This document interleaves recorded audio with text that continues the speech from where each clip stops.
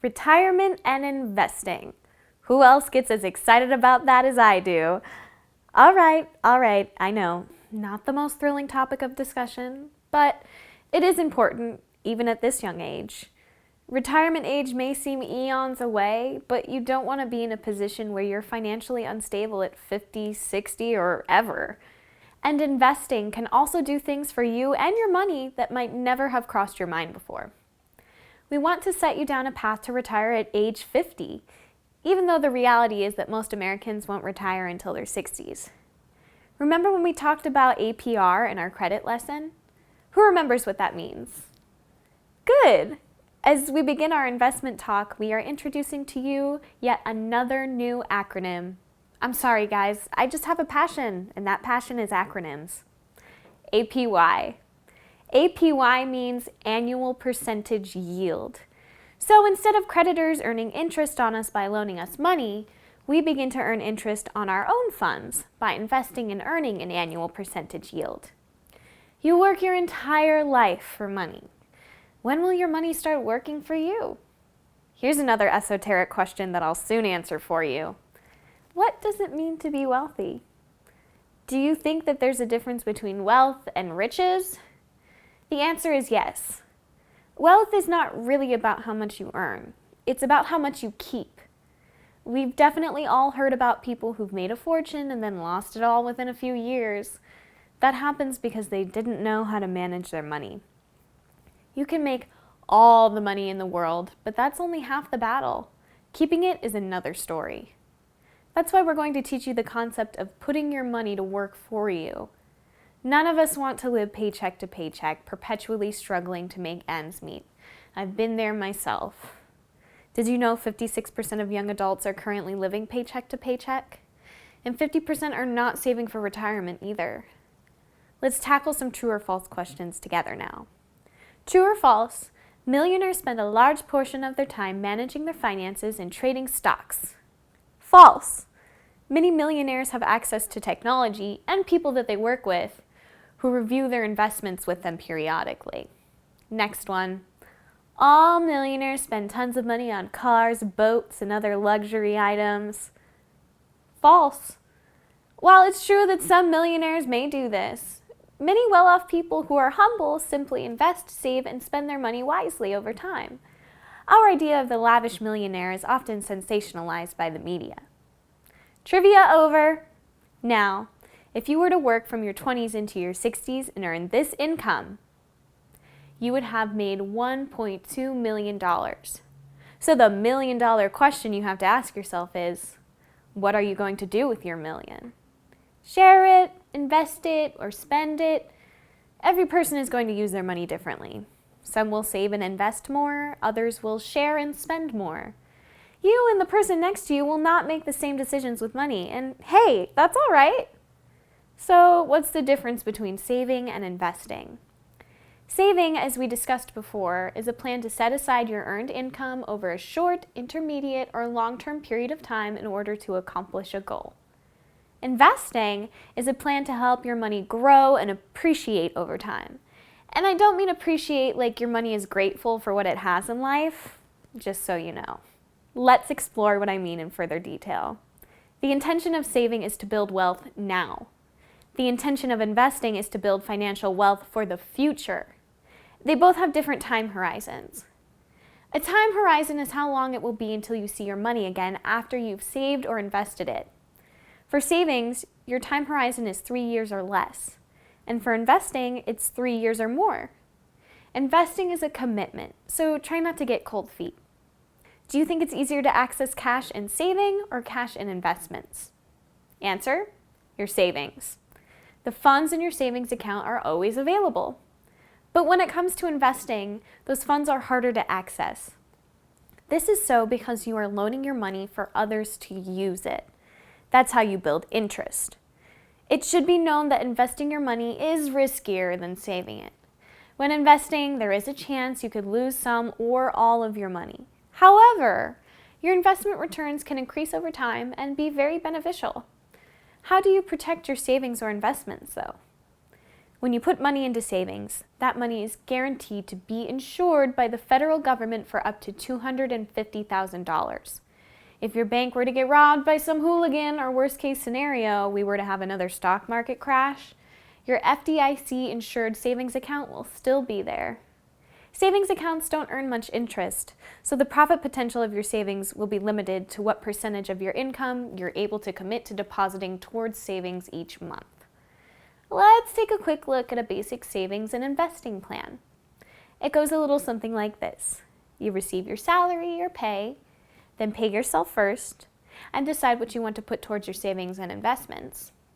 You can spend what you have left. Remember to focus on your needs before spending on your wants. So where do you save your money? In your socks? Under the mattress? If you said yes to any of those things, especially the second one, please reconsider. Keeping your money in a savings account at a bank is one of the safest places to keep your money. The only time you lose money from your bank is when you withdraw it. Simple as that. Let's break down the different types of savings accounts that are available to you. The first is a traditional savings account, where all you do is just deposit. Interest rates are low here. If you had $10,000 in a traditional savings account, you can earn around a couple $100s over time. Next is a money market account. A money market account is a nice little mix between a checking and savings account. You can make withdrawals and transfers from the account, though it is limited. You must also have a higher balance to open one in comparison to that of a traditional savings account. This can earn you slightly higher interest. There's also a certificate of deposit, otherwise known as a CD. This is a type of savings account where you set a time horizon with the bank. So basically, you determine the amount of money that you want to put into this account and then the length of time. You are not able to access anything in the account until that amount of time expires. The more money that you put in and the longer that you leave it in there will dictate the interest rate that you receive. And finally, you have a U.S. savings bond. These are as highly guarded as the Constitution. Okay, not really, but it is the safest savings account available. You have to obtain it through the United States Treasury. The government uses bonds to finance government activities. They issue bonds to the public, just as you would with a CD. You put your money into it and earn interest on the money while the government is using it. After the bond matures, then you get the original amount of money, aka the principal, back. Moving on to more fun graphics, riddle me this. Will these items on the screen be more or less expensive in 20 years? They will indeed be more expensive. Has anybody ever heard their parents say, "Back in my day, everything was less expensive"? That's going to be you 20 years from now, you know? Why is that? A mystical part of the economy called inflation. Inflation means a general increase in prices and fall in the purchasing value of money. The same concept can be applied to investing. Now, what's a better investment? $100 today or $100 a year from today? Today. Remember, inflation increases prices while decreasing the value of money. Another reason that you want to get started sooner rather than later is because of something called compound interest. I mentioned simple interest earlier, which involves basic interest rates that won't get you as much money on your returns. But when simple interest is compounded, that's where the money is. You can calculate the interest earned on your money by multiplying the principal amount of cash you invested by the interest rate and the amount of time that you've invested that money. This guy right here discovered the compound interest formula and stated that it was the most beautiful concept that he had discovered. Now let's explore and compare the results of simple interest and compound interest. Notice how the same amount of money invested for the same length of time yielded more money when it was compounded. Now, another important topic to consider is the rule of 72. It allows you to determine how long it will take for your money to double. You do this by dividing the annual percentage yield rate into 72, and that remaining number will tell you how long it will take for your money to double. At 2%, it will take 36 years for your money to double, 18 years at 4%, and 9 years at 8%.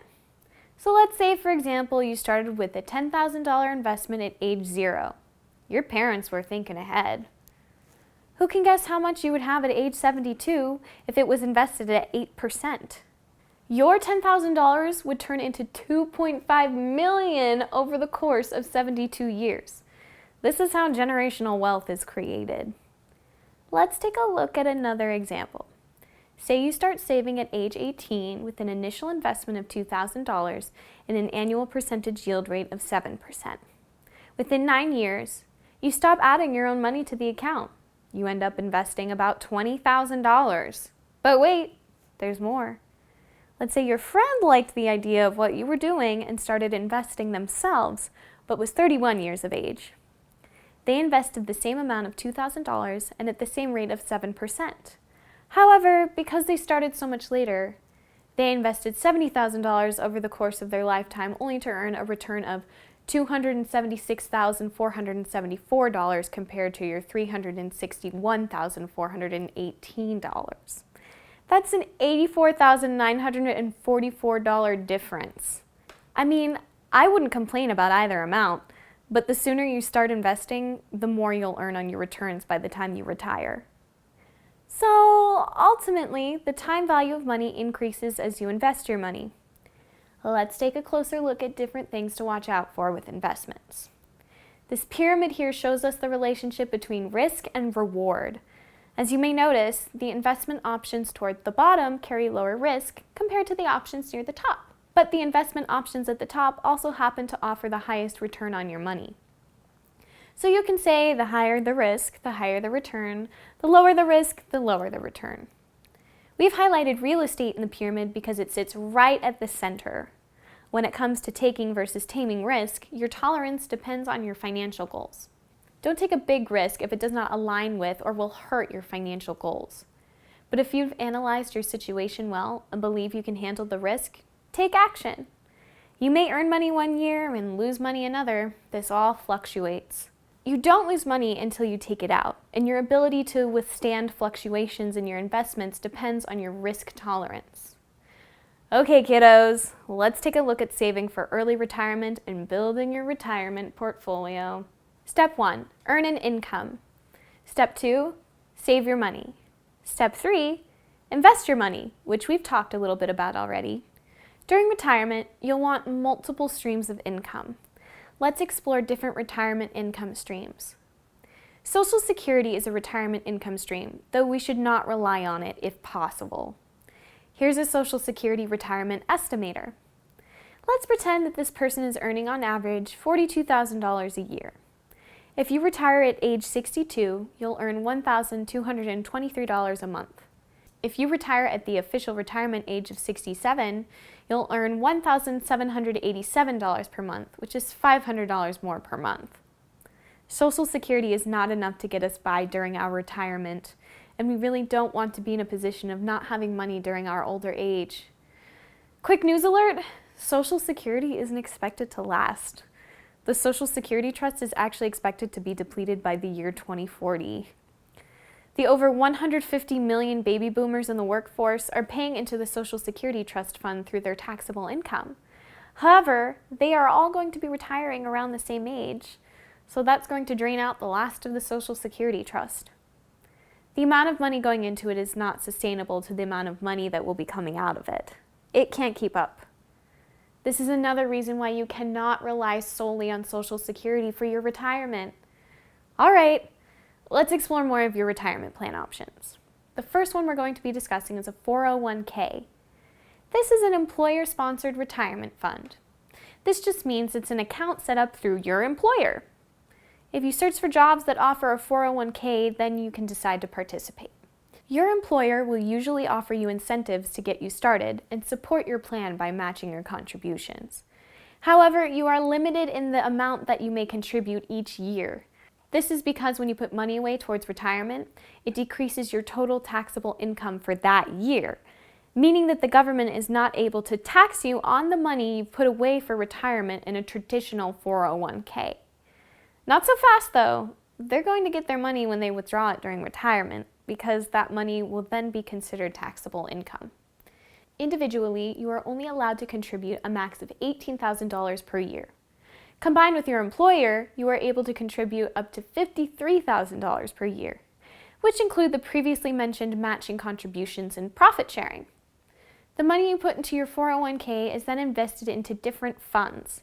You are able to choose which funds you want to invest that money in and decide who would get that money if you were to ever pass away before gaining access to that money.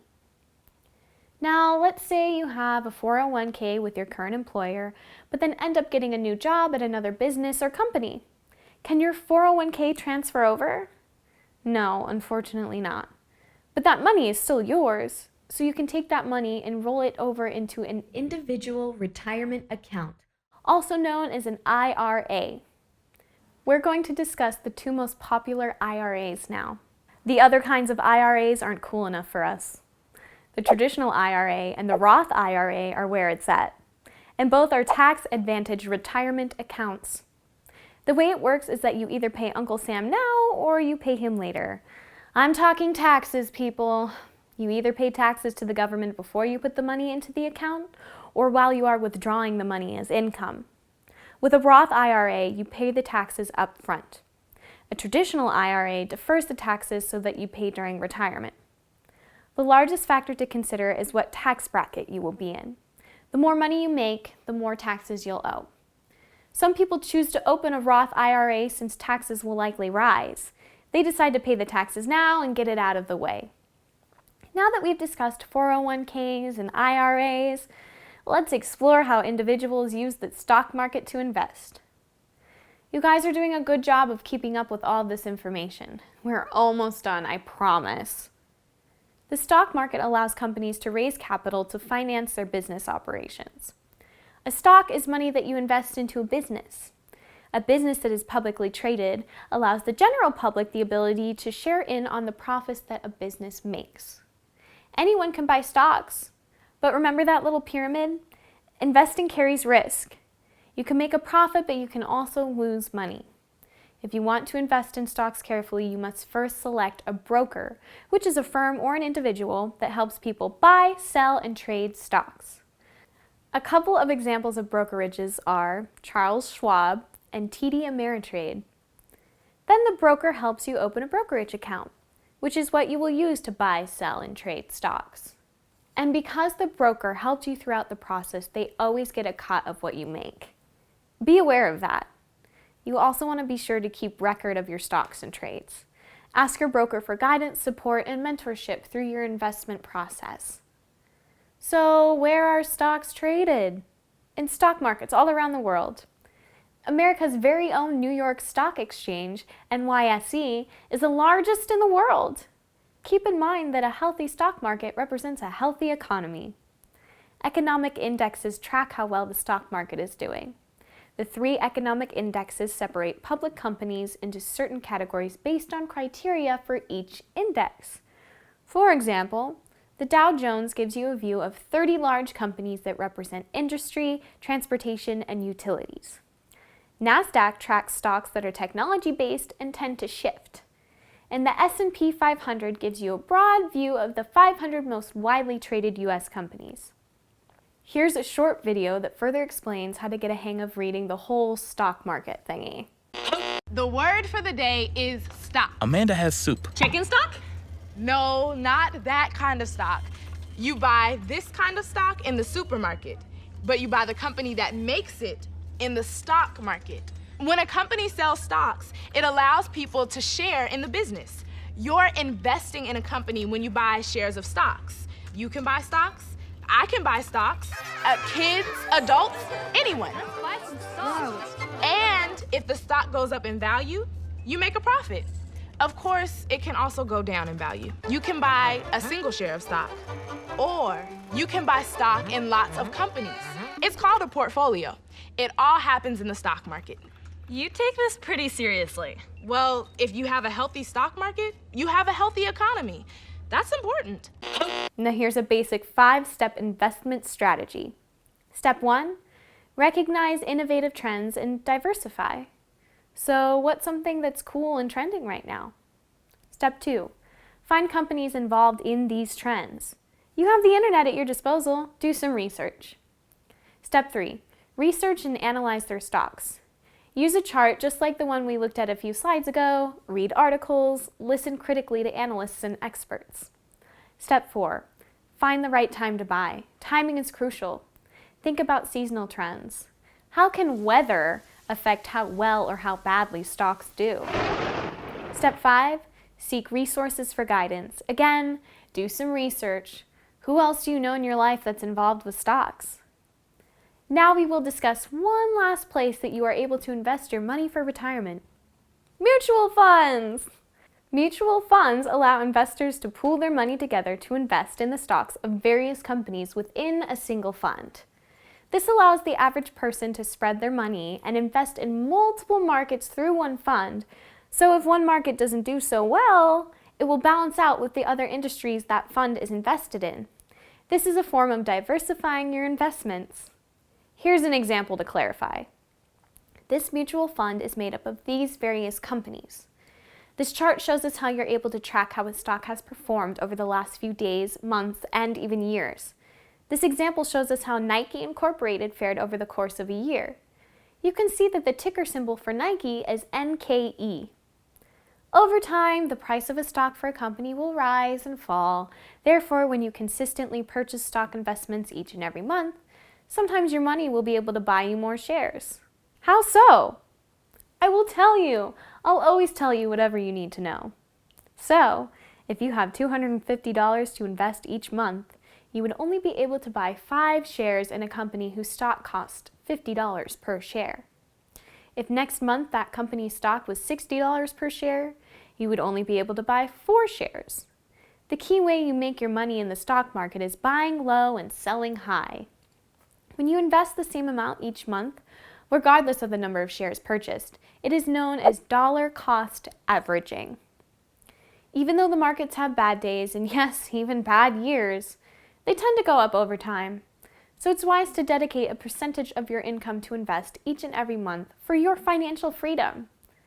Wow, just look at all you little Wall Street early retirement aficionados. You made it through lesson 5. I almost didn't make it. You're all the best. Thanks for your time.